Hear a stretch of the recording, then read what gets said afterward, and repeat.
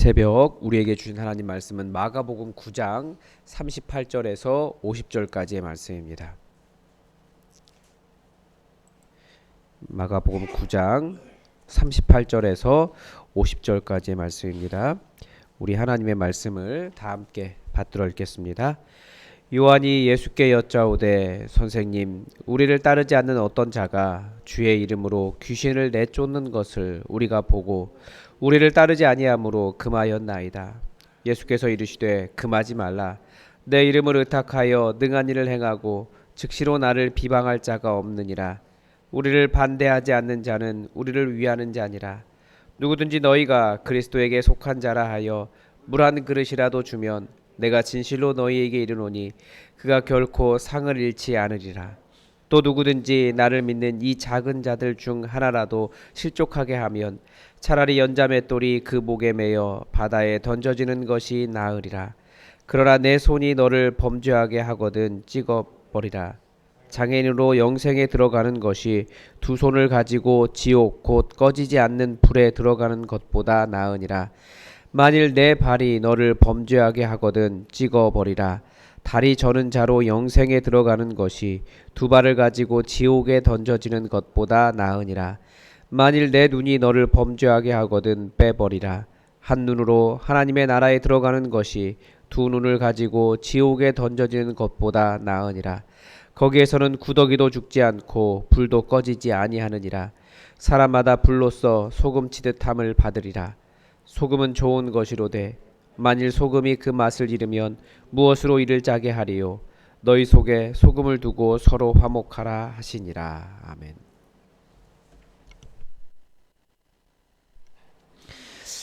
오늘 본문은 길 위에서 제자들이 누가 더 크냐 싸운 것에서 시작된 그 제자도에 대한 가르침입니다. 자기를 부인하고 자기 십자가를 지는 제자도에 대한 이 예수님의 가르침, 공동체와 관련이 있습니다. 정말 용납할 수 없는 사람 같지 않은 사람은 멀리 있는 것이 아니라 바로 우리 안에 있기 때문에 그렇습니다. 그게 바로 어린아이와 같은 사람입니다. 그래서 정말 좋은 교회는 사실 조금 시끄럽습니다. 서로 잘 싸우기도 하고요. 그런데 그 안에 아주 기본적인 깊은 신뢰가 있다라는 것을 보았습니다. 싸워도 서로 사랑하고 있고 싸워도 우리와 함께 할 사람이라고 하는 그런 의식이 있고 싸워도 영원히 함께 갈 사람이라고 하는 그런 의식이 있습니다. 마치 뭐와 비슷하냐면 부부와 비슷합니다. 부부는 사실 많이 싸워요. 그런데 정말 사랑해요. 그래서 서로 없으면 안 된다고 말하는 사람들이 부부입니다. 신기한 거거든요. 공동체가 그런 곳이라는 거예요. 그런데 좀 다른 그래서 오히려 싸울수록 공동체가 더 끈끈해지는 것을 볼 수 있는데 그렇게 싸워도 다시 하나 될 수 있는 근본적인 힘이 어디에서 나오겠습니까?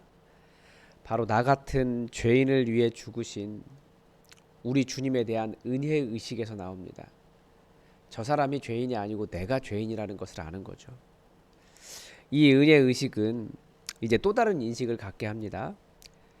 사도 요한이 예수님께 질문을 했습니다. 선생님, 우리를 따르지 않는 어떤 자가 주의 이름으로 귀신을 내쫓는 것을 우리가 보고 우리를 따르지 아니함으로 금하였나이다. 이렇게 얘기했어요. 이게 질문인지 아무튼 이런 말을 했어요. 그 말은 무슨 뜻입니까? 그 사람은 우리 소속이 아니다라는 거예요. 끈끈한 공동체일수록 잘 되는 곳일수록 사실은 매우 배타적입니다. 나는 잘하고 있기 때문에 뭐라고 할까 이렇게 큰 자부심이 있는 거죠. 우리가 최고라는 의식을 가지고 있고 그 조직 안에 속하지 않으면 조금 부족하거나 틀렸다라고 하는 의식도 가지고 있어요. 개인적으로 별로 그렇게 예수님 따라 사는 사람이 아닌데 자기는 어떤 큰 교회에 속했기 때문에 자기가 그만한 신앙을 가지고 있다. 그렇게 생각하는 사람들도 있습니다. 공동체 어디에 속해 있느냐가 그런 것을 생각하게 하죠. 제가 대학 시절에 캠퍼스 선교단체에 속해 있었는데 별로 그렇게 잊고 있다가 가끔씩 한번 떠오를 때가 있어요. 어제는 그 같은 선교단체에 속해 있었는데 다른 캠퍼스였고, 그런데 제가 군종했는데 군종 앞에 선임 군종이 전화가 왔더라고요. 그래서 다시 한번 생각해 보게 됐습니다. 근데 그분도 그렇고, 그분은 지금 대기업 다니고 있고, 그러면서 이렇게 같이 이야기하다가 그 생각이 있었구나라는 생각이 들었어요. 학교 내에서 비교적 큰 선교 단체였고, 나름대로 지적이라고 치열한 공부가 있었고, 또 나름대로 뜨거웠고, 나름대로 캠퍼스 전도도 했고, 뭐라고 할까요? 비판할 능력을 열심히 키웠다고 할까요? 그런데 지금 생각해 보면 그 선교 단체가 진짜 최고의 단체여서가 아니라, 저는 그냥 제가 속한 문화 속에서 그 선교 단체가 제 문화였던 거죠. 거기서 잘 살아갔을 뿐이었다는 것을 좀 시간이 지난 후에 알았습니다. 그리고 그 대학 시절에 사실은 그렇게 아는 게 별로 없거든요. 지금 생각해 보면. 그런데 교만했던 것 같아요. 그리고 그 최고라고 하는 의식이 사실 그 이후에 그 선교 단체를 망쳐놓은 것이다라는 생각이 듭니다. 하나님께서는 최고의 단체를 사용하시는 것이 아니라 하나님의 일에 사용되기를 원하는 단체를 사용하십니다. 그리고 다른 단체들도, 다른 선교 단체들도 사용하셨고, 그 선교 단체들은 지금도 잘 되고 있습니다. 잘 사용되고 있습니다. 정확한 의미는 그렇겠죠. 예수님은 나와 같은 소속이 아닌 사람에 대해서 무엇이라고 가르쳐 주십니까? 금하지 말라라고 하세요. 내 이름을 의탁하고 능한 일을 행하고 즉시로 나를 비방할 자가 없느니라. 우리를 반대하지 않는 자는 우리를 위하는 자니라. 교단도 그렇더라고요. 저는 처음부터 장로교에 이렇게 여러 개 한 교단들이 있는데 통합이었고, 그 신학교에서 깊이 공부했습니다. 모든 목사님들이 같은 이야기를 하는 것처럼 보이지만 실제로 교단에 따라서는 신학의 차이가 있습니다. 같은 장로교라도 공유하고 있는 신학도 있지만 서로 차이도 있어요. 이제는 여기에 감리교나 침례교나 이렇게 교단을 넘어가게 되면 더 큰 차이가 발생합니다. 그런데 누가 옳으냐, 누가 더 크냐라고 말하는 것이 비복음적이라는 거예요. 예수님은 그렇게 가르치지 않으셨습니다. 예수님은 그 나와 다른 그리스도인 용납하라고 하십니다. 내가 속한 신학의 입장에서 다른 신학을 틀렸다라고 말하는 것 자체가 예수님을 따르지 않는 것이 되어버리는 겁니다. 그냥 약간 낯선 것이지, 내가 익숙하지 않을 뿐이지 틀린 것이 아니라는 거죠. 모두가 다 복음을 전하고 있는 것입니다. 물론 당연히 이단은 용납하면 안 됩니다. 이런 혼란에 대해서 알리스터 맥그레스가 그 개신교에 대한 책을 쓰면서 굉장히 재밌는 문제 제기를 합니다. 서론에서. 영국 성공회 소속인 것 같아요. 하나의 목소리를 내기 위해 신학자들과 목사님들이 모였습니다. 그런데 모두가 그러면 우리가 어떻게 하나 될 수 있을까라고 이야기해서, 그러면 우리의 절대적인 기준이 성경 아니냐, 우리 같이 성경에 대한 이야기를 하자라고 했는데, 본문 하나 가지고 같은 성공회 안에서도 서로 심한 논쟁이 일어나더라는 거예요. 성경이 하나 되게 할 줄 알았는데 성경이 더 이렇게 싸우게 하더라는 거죠. 그리고 나서 생각해 보니까 개신교가 이렇게 많이 그 로만 천주교와도 로만 카톨릭과도 나눠지고 개신교도 나눠지게 된 이유가 우리를 하나 되게 할 줄 알았던 하나님의 말씀이라고 하는 성경이었다라는 거예요. 독특하지 않습니까? 우리도 성경 때문에 네가 옳다 내가 옳다 성경 가지고 싸워요. 그런데 예수님께서 말씀하신 것은 무엇이냐면, 우리의 옳음, 우리의 의로움, 그 뿌리까지 회개하라는 거예요. 그게 죄였다는 거죠.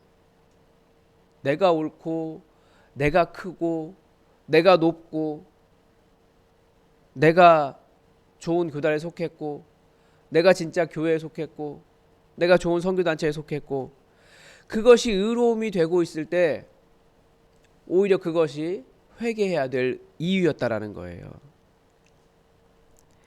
더 많이 사랑하고 이해하지 못하고 있다면 그 수용성을 넓히지 않으면 바로 그게 비성경적인 겁니다. 예수님께서 중요하게 여기신 제자들의 모임은 작은 자들조차도 실족하지 않는 공동체입니다. 물론 당연히 예수님을 제대로 믿는다라고 하는 어떤 것을 전제하고 있어야겠죠. 왜냐하면 이제는 교회 안에 그리스도인 제자가 아니라 많은 교인들이 들어와 있기 때문에 잘 분별해야 되지만 실족하는 사람은 얼마나 괴롭겠습니까? 예수님의 표현에 의하면 차라리 연자맷돌을 메고 그 연자맷돌을 그 목에 매어서 바다에 던져지는 것이 나을 정도로 괴롭다라는 거예요. 교회에서 상처받으면 정말 괴롭습니다. 똑같은 경우는 아니지만 비슷한 일을 지금 우리나라에서도 일어나고 있잖아요. 이 총선 앞두고 각 당에서 공천을 하는데 공천에 떨어지면 실제로 며칠 동안 그런 충격이 있대요. 죽었는지 살았는지도 모르겠고 길거리 걸어다니는데 나무가 있는지도 모르겠고 그래서 공천에서 떨어진 어떤 분들은 수십 년 동안 자기의 어떤 속해 있었던 정당을 옮기기도 하고 어떤 분들은 분신도 하시더라고요. 그런데 교회에서 상처받으면 사람의 마음이 그래요. 공동체에서 오해받고 형제와 자매로서 대우받지 못하고 거절당하는 사람의 마음이 바로 이와 같다라는 겁니다. 싸울 수는 있습니다. 그러나 절대 얼굴 안 볼 생각을 하지 마십시오. 그게 공동체라는 거예요. 제자는 차라리 내가 다치면 다쳤지 다른 사람 다치지 않겠다고. 그래서 내가 정말 소중한 것을 내려놓을 줄 아는 사람입니다. 본문에서 뭐라고 이야기합니까? 범죄하거든 장애인으로 영생에 들어가는 것이 차라리 나을 것이다 라고 말씀하십니다. 그러면서 예로 든 게 뭐예요? 손, 발, 눈이에요. 이게 소중하지 않습니까? 그만큼 상처 주지 않기 위해서 어쩌면 내가 다른 사람을 힘들게 하고 있는 나의 의가 있다면 손발 자르고 눈이라도 빼는 것이 그 정도로 나를 내려놓아야 되는 일이라는 거예요. 쉬운 일 아니에요. 그러나 작은 자 한 사람의 생명이 그만큼 소중하다라는 겁니다. 나의 의로움 때문에 나의 강함 때문에 다른 사람 목에 연자맷돌 매어서 바다에 던지지 말고 차라리 너의 손발을 자르고 너의 눈을 빼라. 그게 예수님이 가르쳐 주신 공동체입니다. 모든 것을 정리하면서 예수님은 너희 속에 소금을 두고 서로 화목하라 라고 하셨습니다. 밍숭맹숭하고 냉랭한 그런 곳이 아니라 사랑의 맛이 있는 공동체가 되기를 예수님은 원하셨습니다. 여러분, 이 사랑의 맛이 없으면 공동체가 아니라는 거예요. 교회도 마찬가지고 선교단체도 마찬가지고 예수 그리스도의 이름으로 모여 있으면 사랑의 맛이 나는 그런 공동체가 되어야 됩니다. 그래서 사랑의 맛을 내기 위해서는 소금은 어떻습니까? 여러 의미가 있는데 저는 소금이 맛을 내려면 어떻게 되느냐? 녹아 없어져야 돼요. 예수님이 그 말씀하신 것이 아닐까 개인적으로 묵상하고 있어요. 맛을 내려면 결국은 녹아 없어져야 되더라고요. 누가 없어져야겠습니까? 내가 녹아 없어져야 공동체가 맛이 난다라는 거죠. 그렇게 우리가 예수님 말씀하신 이 공동체를 이루기 위해서 수용성도 넓히고 내가 나를 내려놓고 나의 의로움, 나의 강함 때문에 다른 사람 상처 주지 않고 작은 자 하나도 공동체 안에서 용납되는 그런 좋은 공동체 우리가 만들어갔으면 좋겠습니다. 오늘도 하나님의 뜻이 우리에게 이루어지기를 주기도문으로 기도하겠습니다. 하늘에 계신 우리 아버지, 아버지의 이름을 거룩하게 하시며 아버지의 나라가 오게 하시며 아버지의 뜻이 하늘에서와 같이 땅에서도 이루어지게 하소서. 오늘 우리에게 일용할 양식을 주시고 우리가 우리에게 잘못한 사람을 용서하여 준 것 같이 우리 죄를 용서하여 주시고 우리를 시험에 빠지지 않게 하시고 악에서 구하소서. 나라와 권능과 영광이 영원히 아버지의 것입니다. 아멘. 여러분 오늘도 우리 복음이 증거되기 위해서 기도해 주시고 교회를 위해서 기도해 주시고 특별히 환우들을 위해서 기도를 부탁을 드립니다. 그리고 오늘 목요일 캠퍼스 기도에 함께 하려고 합니다. 대학에 입학하는 신입생들의 90%가 이단을 접촉한다라고 합니다. 성령님께서 우리 청년들의 마음과 생각을 지켜주셔서 이단의 유혹에 넘어가지 않게 해달라고 기도합시다. 이게 다른 이야기가 아니고 우리 교회 청년들의 이야기고 신입생들의 이야기예요. 우리 자녀들의 이야기고 우리가 함께 기도합시다. 그리고 이단들이 길거리 선물 조사나 전단지, 위장 동아리 등 다양한 수법으로 청년들에게 접근합니다. 요즘 SNS나 유튜브를 통해서도 증가하고 있는데 그런 정보 속에서 거짓 교훈을 잘 분별할 수 있도록 우리 자녀들을 지켜달라고 기도합시다. 그리고 진짜를 알아야 가짜를 분별할 수 있습니다. 우리 기독 청년들이 먼저 말씀으로 무장하여 이단들의 잘못된 가르침을 분별하고 바른 진리를 사모하도록 기도합시다. 그리고 이단들로부터 청년들을 지키는 것을 넘어서 한 영혼을 얻고자 캠퍼스에 복음이 증거될 수 있도록 우리 함께 적극적으로 기도했으면 좋겠습니다. 오늘도 하나님의 나라가 우리 캠퍼스 가운데 임할 수 있도록 우리 춘천에는 4개의 대학이 있습니다. 강원대, 춘천교대, 한림대, 그리고 성심대 이렇게 있죠. 네, 이 4개의 대학이 다시 한번 복음으로 뜨겁게 불타오를 수 있도록 우리가 함께 기도합시다. 우리 다 함께 기도하겠습니다.